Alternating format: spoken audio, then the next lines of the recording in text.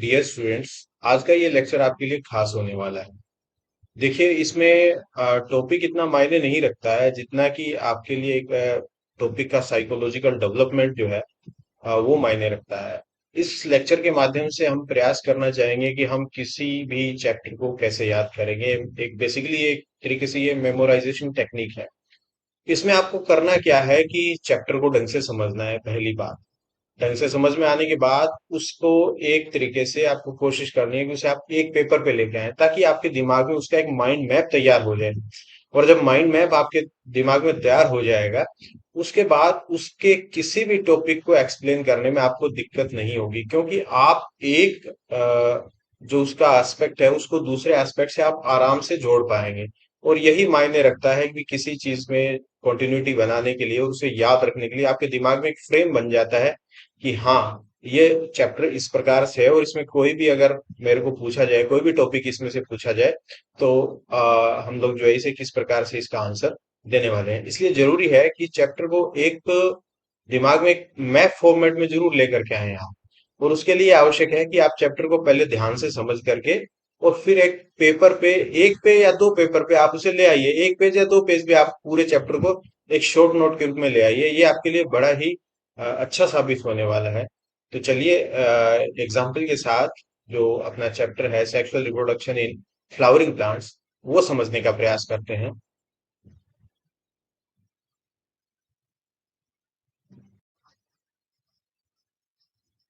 देखिए, ये एक एक जो है पूरा का पूरा चैप्टर है। आपके एक पेज पर पूरा चैप्टर है। इसको अगर आप ध्यान से देखेंगे तो मेरे ख्याल से कोई चीज इसमें छूटी नहीं, मोटे तौर पे। हाँ, पर्टिकुलर टॉपिक में ये कहा जा सकता है कि बहुत ज्यादा डिटेल में नहीं है, लेकिन अगर आपने इस चैप्टर को ढंग से पढ़ा है तो आप इसको ढंग से कर पाएंगे, इसमें कोई दो राय नहीं है। और ऐसा करने पे आपको निश्चित रूप से अच्छे रिजल्ट्स मिलने वाले हैं। अभी यहाँ पे देखिए जरा, अभी इसको स्टार्ट करने हैं। हम यहाँ पे इसको जब स्टार्ट करेंगे तो ये देखिए, इसको यहाँ से आप स्टार्ट करिए। देखिए, ये है स्पोरोफाइट। स्पोरोफाइट क्या होते हैं? जो प्लांट्स आप अपने आसपास देखते हैं, जिनको आप पूरा बड़े पेड़ों के रूप में आप जिन्हें देखते हैं, वो सारे क्या हैं? स्पोरोफाइट्स हैं। और वो 2n है। 2n का मतलब उनके अंदर जो नंबर ऑफ क्रोमोसोम है वो डिप्लॉइड स्टेज के अंदर है वो। तो इस ये तो होते हैं स्पोरोफाइट। और स्पोरोफाइट पर क्या लगते हैं? फ्लावर्स लगते हैं। फ्लावर्स जिनकी स्ट्रक्चर आपने देखी है, हमने प्रयास किया है कि यहाँ पे बनाया जाए फ्लावर को। ये फ्लावर जो है, इसमें केवल वही वही बिंदु हमने कंसिडरेशन में लिए हैं जो कि हमारे चैप्टर के लिहाज से इंपॉर्टेंट है, जैसे male reproductive parts and female reproductive parts. तो उसमें क्या होता है कि male and female reproductive part के अंदर आप फ्लावर के अंदर जो आपने पढ़ा है उसको अज्यूम करिए। जरा देखिए, यहाँ देखिए, यहाँ हल्का सा डायग्राम हमने देने का प्रयास किया है कि ये देखिए स्टेमन का डायग्राम, इधर गाइनोशियम का है, तो आपको क्लियर होना चाहिए कि ये सब चीजें हैं। अब स्टेमन के ऊपर जो एंथर होता है, एंथर का एक तरीके से जो क्रॉस सेक्शन है वो यहाँ पे देने का प्रयास किया है। क्रॉस सेक्शन के अंदर आपको दिख रहा है कि ये चारों को चारों क्या है? माइक्रोस्पोरेंजिया है। और ये एंथर आपको दिखाई दे रहा है। इधर ये मेगास्पोरेंजिया है। मेगास्पोरेंजिया में क्या है? यहाँ देख रहे हैं कि आप, ये क्या है? ओव्यूल है। ओव्यूल को ही मेगास्पोरेंजिया कहते हैं। ये आपको क्लियर हो जाएगा यहाँ से। अब यहाँ देखिए, माइक्रोस्पोरेंजिया के अंदर क्या है? माइक्रोस्पोर मदर सेल है। और इधर मेगास्पोरेंजिया के अंदर क्या है? Megaspore mother cell. यहाँ पर एक मेगास्पोर मदर सेल आप मान सकते हैं। तो माइक्रोस्पोर मदर सेल और मेगास्पोर मदर सेल दोनों के अंदर रिडक्शन डिवीजन या मियोसिस होता है। मियोसिस हो जाने के बाद दोनों में ही कितनी कितनी सेल्स बनती हैं? चार चार सेल्स बनती हैं, जिनको हम रेस्पेक्टिवली माइक्रोस्पोर और मेगास्पोर्स हम कह सकते हैं। देखिए, इसमें खास बात आप देखेंगे कि एक जो टेट्राड के रूप में यहाँ पे आपको तीन दिखाई दे रही हैं। तीन सेल्स ये सामने दिखाई दे रही हैं, एक सेल इसके पीछे है। तो ये क्या है? माइक्रो स्पोर है। और दूसरा जो इधर मेगास्पोर मदर सेल्स से जो बने हैं मेगास्पोर्स, वो चार मेगास्पोर्स बने हैं। देखिए, ये बिल्कुल लीनियर फैशन में आपको दिखाई दे रहे हैं। एक, दो, तीन और चार, चारों के चारों मेगास्पोर्स आपको दिखाई दे रहे हैं। अगर आप देखेंगे इधर, बाद में फाइनल डेवलपमेंट के बाद प्रत्येक जो माइक्रोस्पोर है वो एक इस तरीके की स्ट्रक्चर होती है, जिसमें मैंने यहाँ पर एक्साइन और एंटाइन बनाने का प्रयास किया है, जर्म कोर दिखाने का भी प्रयास किया है, ताकि थोड़ा सा आपको स्ट्रक्चर का भी इसमें ध्यान आ जाए। इधर मेगास्पोर में देखिए, यहाँ पर 3 मेगास्पोर जो है वो डीजेनरेट हो जाते हैं, और एक ये जो वाला मेगास्पोर है, ये वाला मेगास्पोर है, ये आगे के डेवलपमेंट में भाग लेता है। यहाँ पर अगर आप आगे देखेंगे तो अब पोलन ग्रेन्स का जो है स्टिग्मा पर पहुंचना, ये क्या कहलाता है? ये कहलाता है पोलिनेशन। पोलिनेशन के डिफरेंट टाइप्स आपकी बुक में दिए हुए हैं, आप उन्हें पढ़ सकते हैं, और आपको बड़ा उसके बारे में बिल्कुल सही ढंग से दिया हुआ है। आप चाहें तो इसे यहाँ भी नोट कर सकते हैं कि भी किस किस मेथड से पोलिनेशन होता है। तो इस प्रकार से आप जो है वो यहाँ पर पोलिनेशन को भी यहाँ पे कंसिडरेशन में लेके आ सकते हैं। सेकंड, इसके बाद जो आप देखेंगे तो मेगास्पोर से जो बनता है वो ओव्यूल बनता है। ओव्यूल में किस तरीके से बनते हैं ये आप अच्छे तरीके से जानते हैं। यहाँ पर देखिए, ये जो 3 सेल्स हैं, ये जो 3 सेल्स हैं, ये कौन सी है? एंटीपोडल सेल्स हैं। ये कौन सी है? एग सेल है। और दो, ये क्या है? सिनर्जिड है। सिनर्जिड की स्ट्रक्चर जरा स्पेसिफिक होती है, आप ध्यान रखिएगा। इस तरीके से सिनर्जिड बनाते हैं। तो यहाँ पे इसका एक फिलीफॉर्म अपरेटस होता है, जिसको इस तरीके से थोड़ा सा हम उसकी जो सेल वॉल है, थोड़ा थिकंड होती है, इस वजह से उसको हम ऐसा बनाते हैं। तो आप यहाँ पे देख सकते हैं, ये जो दिख रहे हैं आपको दो, ये जो यहाँ पर आपको दिखाई दे रहे हैं, चलिए कलर थोड़ा चेंज कर लेते हैं ताकि आपको हाईलाइट होता रहे। ये जो दो दिख रहे हैं, ये क्या दिख रहे हैं? ये पोलर न्यूक्लियाई दिख रहे हैं। तो एक तरीके से ये जो पूरा का पूरा फीमेल गैमेटोफाइट आपको दिखाई दे रहा है, इसके अंदर कितनी सेल्स होती हैं? इसके अंदर 7 सेल्स होती हैं। 7 सेल्स होती हैं, और 8 न्यूक्लियाई होते हैं। 8 न्यूक्लियाई होते हैं, ध्यान रखिएगा, नेट के लिए ऐसे भी इंपॉर्टेंट है। आगे अगर आप गौर करेंगे इसको, तो हम लोग इधर देखते हैं, ये है मेल गैमेटोफाइट। मेल गैमेटोफाइट आपको पता है कि पोलन ग्रेन जब पहुंच जाता है स्टिग्मा पे, तो वहां पर वो ग्रो करना शुरू करता है। इसको हम प्रैक्टिकली भी देख सकते हैं। बेसिकली 5% शुगर सॉल्यूशन में इसको जर्मिनेट करते हैं, लेकिन इसके अलावा कुछ केमिकल्स और भी हैं, जैसे बोरिक एसिड है और कैल्शियम नाइट्रेट है, वो भी डाले जाते हैं एक रेशियो के अंदर, जिससे कि इसका जर्मिनेशन जो है बहुत इजीली हो जाता है। तो एक मेच्योर मेल गैमेटोफाइट के अंदर आप देख पाएंगे कि यहाँ पर आपको ये जो ट्यूब न्यूक्लियाई दिखेगा, और यहाँ पर जो है ये दो आपको मेल गैमेट्स दिखेंगे। ये दो मेल गैमेट्स हैं यहाँ पर।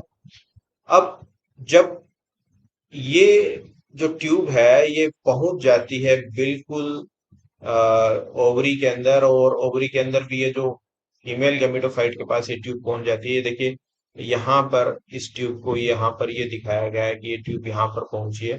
तो इसके बाद ये दो दो मेल गैमेट्स अंदर छोड़ती है। एक मेल गैमेट तो क्या करता है कि इसके साथ फ्यूज होता है, और दूसरा मेल गैमेट क्या है? एग के अंदर इस तरीके से फ्यूज होता है। तो एग के अंदर जो मेल गैमेट होगा, तो यहाँ पर देखिए पहले से एन है, और दूसरा एक मेल गैमेट हो गया और आ गया है, तो एन प्लस एन ये हो गया 2n। और यहाँ पर जो पोलर न्यूक्लियाई थे यहाँ पर आ गया है, तो यहाँ पर हो गए हैं n+n+n, यानी 3n यहाँ पर हो गए हैं। तो अब इसको बोलेंगे प्राइमरी एंडोस्पर्म न्यूक्लियस, PEN बोलते हैं शॉर्ट फॉर्म के अंदर। तो यहाँ पे देखिए ये चीज है। तो यहाँ एक विशेष चीज ये भी है कि इसको तो बोलते हैं सिनगेमी, जहां दो न्यूक्लियस मिल रहे हैं सिनगेमी, और जहां तीन मिल रहे हैं उसको बोलते हैं ट्रिपल फ्यूजन। तो ये आपको पूछा जाता है what is syngamy and triple fusion, तो आप इस तरीके से आपसे बता सकते हैं। अब बात ये है कि पेन जो है ये तो डेवलप करता है एंडोस्पर्म, और जो जाइगोट बन जाता है ये डेवलप करता है एम्ब्रियो के रूप में। यहाँ देखिए, ये यहाँ पे बताया गया है कि ट्रिपल फ्यूजन से क्या होता है और सिनगेमी से क्या होता है, बिल्कुल स्पष्ट है। इधर देखिए जाइगोट आ गया है 2n, यानी फर्टिलाइजेशन के बाद बनने वाली पहली डिप्लॉइड सेल जो है वो जाइगोट कहलाती है। अब जाइगोट में क्या होगा? डिवीजन होगा, एक स्पेसिफिक पैटर्न के अंदर डिवीजन होता है, लेकिन जिस भी पैटर्न से हो, नॉर्मली एंजियोस्पर्म्स में क्या होता है कि जो पहली स्टेज है वो है ग्लोबुलर एम्ब्रियो। ये क्या है? ग्लोबुलर। जाइगोट से डिवाइड होकर के अगर दो सेल बन गई तो आप उसे एम्ब्रियो बोलेंगे। ठीक है। उसके बाद आता है हार्ट शेप एम्ब्रियो। उसके बाद आता है टोरपीडो शेप एम्ब्रियो। ये डेवलप हो रहे हैं, और यहाँ पर क्या डेवलप होता है, सस्पेंसर डेवलप होता है। तो सस्पेंसर क्या करता है, डेवलपिंग एम्ब्रियो को एंडोस्पर्म में धकेलता है ताकि उसे न्यूट्रिशन मिल सके। यहाँ पर देखिए, और जो फाइनली जो एम्ब्रियो डेवलप होता है वो कोटिलिडनरी एम्ब्रियो डेवलप होता है। यहाँ पर देखिए, ये कोटिलिडन है, ये भी कोटिलिडन है, ये जो है ये प्ल्यूम्यूल है, और ये रेडिकल है। प्ल्यूम्यूल से शूट बनता है और रेडिकल से रूट्स बनती हैं। ये जो है, अब इसी समय क्या होता है, जो इसके चारों ओर का आप देख पाएंगे जो ओव्यूल था, एम्ब्रियो सैक के अंदर ये भर जाता है, और ये जो ओव्यूल है, ओव्यूल के जो इंटेग्यूमेंट्स हैं वो सीड कोट के रूप में डेवलप हो जाते हैं, और ये पूरा का पूरा क्या बन जाता है, सीड। तो सीड बेसिकली क्या है, मैच्योर ओव्यूल है, ये सीड है। यहाँ पर अब जब सीड जर्मिनेट होगा तो वापस पूरा का पूरा स्पोरोफाइट बना देगा। तो एक तरीके से इस पूरे जो हमने देखा है, ये देखिए, ये पूरा का पूरा आपका एक डायग्राम के अंदर पूरा का पूरा चैप्टर है। तो इसको अलग अलग टॉपिक्स के अंतर्गत दिया हुआ है। पहले तो आपको दिया होगा कि भाई फ्लावर की स्ट्रक्चर कैसी है, ये चीज। बाद में स्टेमन की स्ट्रक्चर कैसी है। अगर आप टॉपिक वाइज चलेंगे अपनी एनसीईआरटी की बुक के अंदर, तो पहले आपको मिलेगा कि स्टेमन की स्ट्रक्चर कैसी है, स्टेमन में जो माइक्रोस्पोरेंजिया एंथर की स्ट्रक्चर कैसी है, उसमें वॉल लेयर्स का क्या सीक्वेंस है वो आपने देखना है, कैसे उनका न्यूट्रिशन होता है, जो पोलन ग्रेन्स डेवलप हो रहे हैं उनका वो देखना है। तो इधर गाइनोसियम में आप देखेंगे कि मेगास्पोरेंजिया की स्ट्रक्चर कैसी है, ओव्यूल की स्ट्रक्चर कैसी है। बेसिकली मेगास्पोरेंजिया और ओव्यूल एक ही चीज है एंजियोस्पर्म में। यहाँ पर आगे फिर माइक्रोस्पोर स्ट्रक्चरली कैसे हैं और मेगास्पोर कैसा है। माइक्रोस्पोर से क्या बनता है, यह डेवलपमेंट ऑफ मेल गैमेटोफाइट है, जो कि सेपरेट टॉपिक के रूप में है। इधर जो मेगास्पोर है, मेगास्पोर से क्या बनता है, ओव्यूल बनता है। नहीं, सॉरी, ओव्यूल नहीं, ओव्यूल के अंदर जो है एम्ब्रियो सैक बनता है। एम्ब्रियो सैक कह दीजिए या फीमेल गैमेटोफाइट कह दीजिए, एक ही बात है। आगे देखिए, जब फीमेल गैमेटोफाइट में एग होते हैं और मेल गैमेटोफाइट में मेल गैमीट्स होते हैं, ये कैसे फ्यूज होते हैं अभी हमने डिस्कस किया था। सिनगैमी एंड ट्रिपल फ्यूजन, दो इंपॉर्टेंट इवेंट्स इसके अंदर होते हैं। सिनगैमी ट्रिपल फ्यूजन हो जाने के बाद देखिए, ट्रिपल फ्यूजन से क्या बनता है, एंडोस्पर्म बनता है। सिनगैमी से क्या बनता है, जाइगोट बनता है। आगे का डेवलपमेंट केवल जाइगोट का है, जिसे हम एम्ब्रियो जेनी इन एंजियोस्पर्म्स के रूप में पढ़ते हैं।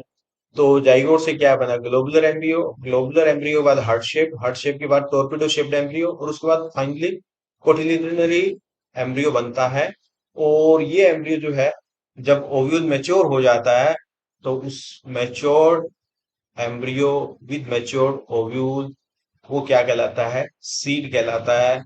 और वेरियस पार्ट्स इसमें, सीड के वेरियस पार्ट्स में चेंज हो जाते हैं ओव्यूल पे, और यही सीड जर्मिनेट होकर के कंप्लीट डिप्लॉयड प्लांट बनाता है, जिसको हम स्पोरोफाइट बोलते हैं। जो आसपास हम प्लांट्स देख रहे हैं वो स्पोरोफाइट्स हैं। इस तरीके से आप एक पूरा का पूरा इसे एक पेज के अंदर लेकर के आ सकते हैं। ज्यादा से ज्यादा आप इसके दो पेज बना सकते हैं। तो पूरा चैप्टर आपके दिमाग में एक एक मूवी की तरह फिट हो जाएगा। यही आपके लिए जरूरी है। इस तरीके से आप तैयारी कीजिए, प्रत्येक चैप्टर के 2 या 3 पेजेस बना लीजिए। तो आपकी एक पूरी की पूरी बुक जो है वो बहुत ही शॉर्ट फॉर्म में हो जाएगी, और आपको बिल्कुल भी घबराहट नहीं होगी। आप मेरे ख्याल से 1 डेढ़ घंटे के अंदर पूरी बुक को पढ़ सकते हैं इस तरीके से। तो लेकिन पहले आपने क्या है कि आपके रेगुलर क्लासेस के अंदर इसको अच्छे ढंग से पढ़ करके आपको उसके ये शॉर्ट नोट्स या 2 या 3 पेजेस जो आप तैयार करते हैं, ये इंपॉर्टेंट है। उसमें कितनी इंफॉर्मेशन आप दे सकते हैं डायग्राम्स के रूप में या शॉर्ट फॉर्म के रूप में, आप जितनी इंफॉर्मेशन देंगे उतने ही अच्छे शॉर्ट नोट्स आपके तैयार होंगे, और उतने ही अच्छा आप एग्जाम के अंदर परफॉर्म कर पाएंगे। तो आशा है आपको लेक्चर पसंद आया होगा।